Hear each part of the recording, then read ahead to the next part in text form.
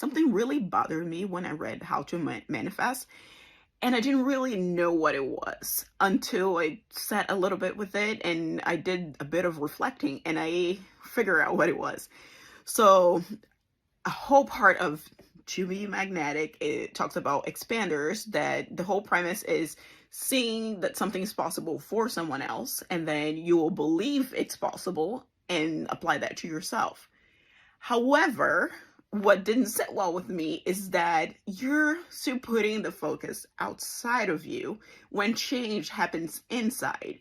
And as much as you can find inspiration in other people, change happens within.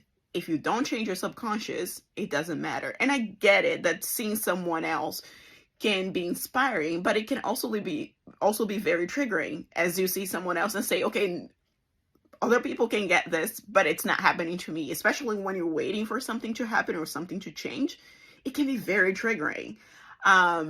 So all that's to say is that we spend so much of our life focusing outward, and we are raised just, look a certain way and behave a certain way and be perceived a certain way by others, that if you're doing inner work and you're trying to change who you really are, looking outside, is that the best option? And I think that's the part that really bothered me, is like, okay, why do I have to look outside instead of trying to change myself, see what are my limiting beliefs, and then try to change from there? And I think that's what really triggered me, because every other book I read about change and subconscious reprogramming, you're looking inwards.